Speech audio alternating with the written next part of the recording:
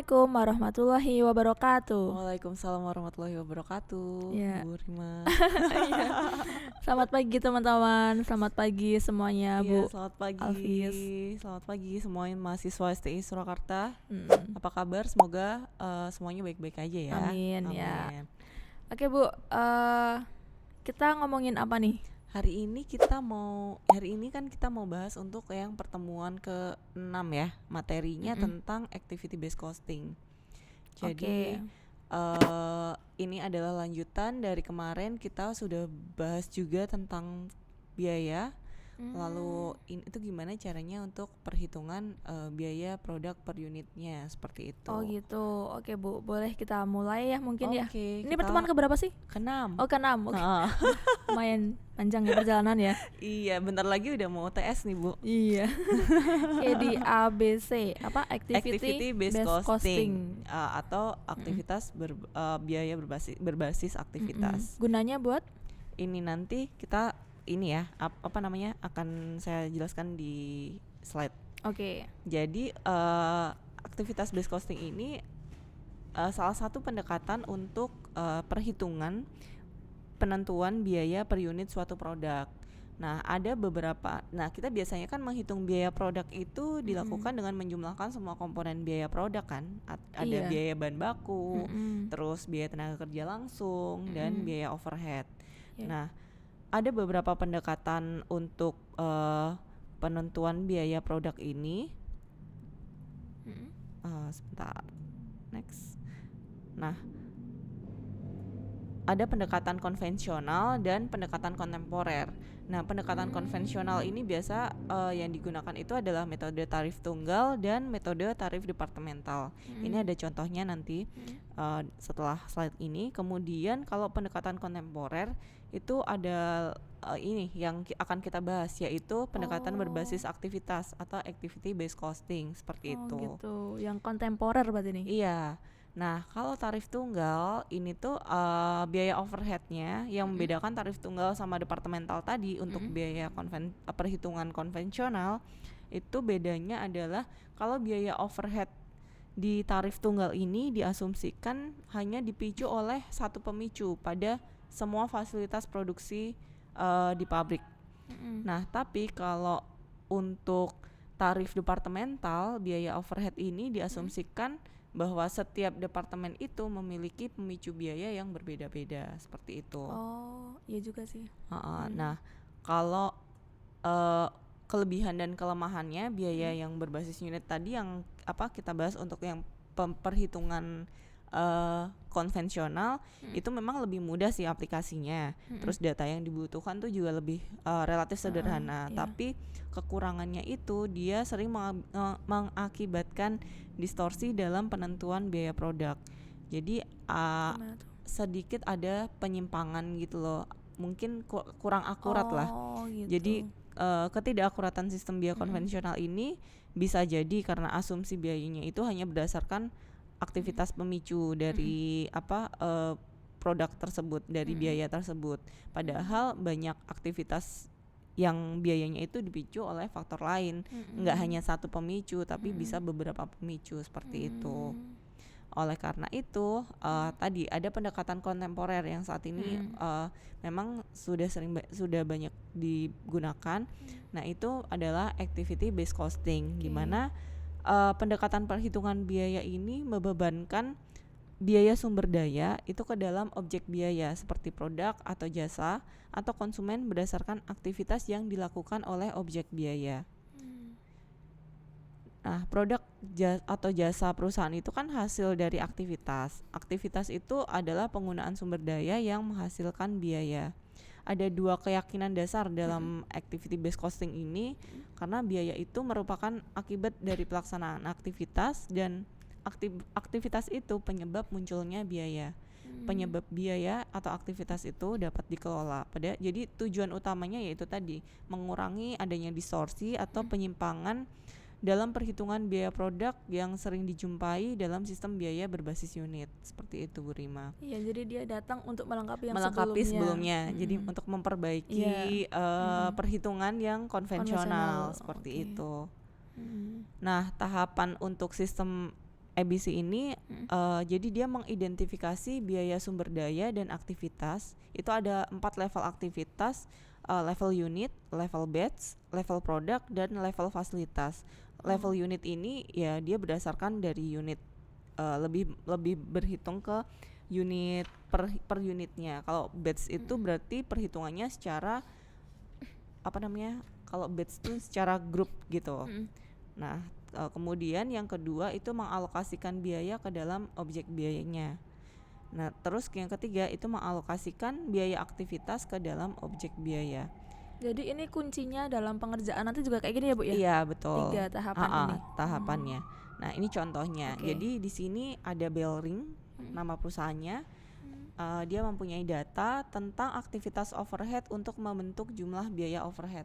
Jadi asumsinya di sini adalah data yang dihasilkan, data adalah hasil yang diharapkan dan aktual seperti itu. Untuk ukuran penggunaan aktivitas, nah dia ini kan telepon, produksinya telepon kan, ada nirkabel sama reguler. Nah, ada unit yang diproduksi diproduksi per tahunnya itu untuk nirkabel 10.000, untuk regulernya 100.000. Terus biaya utamanya udah di situ udah ada, nanti teman-teman bisa lihat di materi yang saya share di Google Classroom. Kemudian ada jam tenaga kerja langsung, jam mesin, proses produksi, dan jumlah perpindahan. Ini adalah ukuran untuk penggunaan aktivitasnya. Sedangkan data biaya aktivitas untuk aktivitas overhead ini ada beberapa aktivitas, yaitu penyetelan untuk setiap batch, penanganan bahan baku, penggunaan mesin, dan pengujian, dengan total biaya aktivitasnya itu 360.000. Nah, kemudian dari data tersebut itu dapat dianalisis.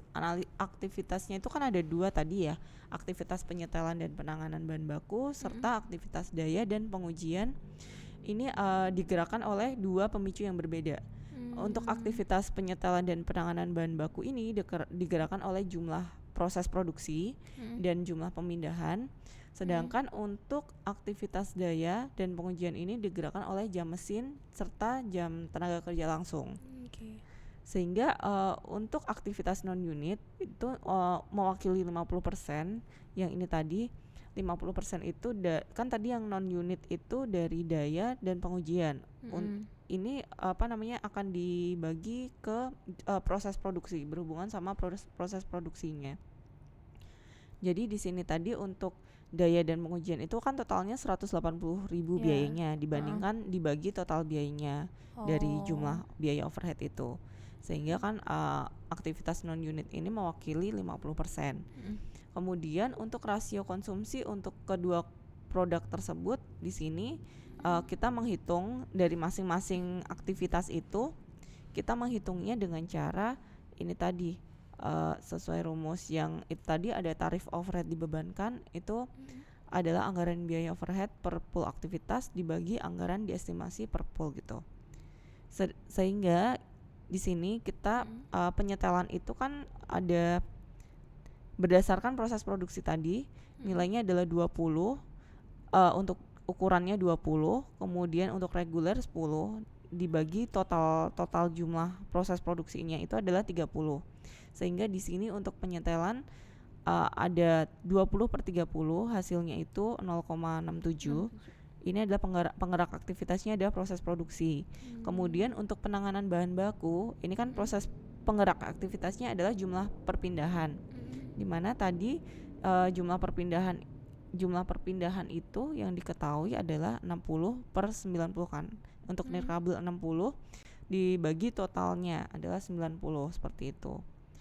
Dan seterusnya. Ini sesuai dengan penggerak aktivitasnya masing-masing. Oke, kalau boleh saya simpulkan ya Bu ya, berarti mengerjakannya tadi kan pertama identifikasi. Nah, berarti kalau bikin tabel kayak gitu mungkin pertama ditulis dulu aktivitas overheadnya, terus baru ngisi penggeraknya dulu ya. Iya, betul. Kalau udah tahu penggeraknya apa, baru kita menghitung rasionya. Kembali ke data semulanya itu berapa gitu ya. Okay. Kemudian di sini untuk biaya perhitungan biaya per unit dengan menggunakan tarif aktivitas tadi. Tadi kan kita sudah mencari tarif per aktivitasnya ya. Ada yang 0,67, ada 0,33 dan seterusnya. Nah, Di sini masalah distorsi biaya ini dapat diselesaikan dengan menggunakan tarif aktivitas, di mana tarif aktivitas berdasarkan contoh sebelumnya itu, kalau tarif penyetelan itu adalah tadi kan biayanya untuk penyetelan itu kan 120.000. Di sini tadi untuk penyetelan setiap batch itu kan biayanya 120.000. Kemudian ada berapa kan tadi kalau penyetelan itu penggerak aktivitasnya kan proses produksi. Total dari proses produksi itu kan ada 30. Sehingga tarif untuk penyetelan itu $120.000 dibagi 30, sehingga dapat $4.000 per proses dan seterusnya. Kemudian di sini untuk biaya perhitungan biaya per unit itu tadi kan biaya utamanya ada untuk nirkabel tadi kan 78.000 yang sudah diketahui di slide sebelumnya. Kemudian untuk penyetelan berarti biaya per unitnya tadi yang biaya tarif aktivitasnya itu kan diketahui 4.000 per prosesnya dikali jumlah aktivitas penggeraknya tadi. Jadi aktivitas penggeraknya tadi kan adalah proses produksi. Kalau untuk tarif telepon nirkabel itu kan ada 20 tadi.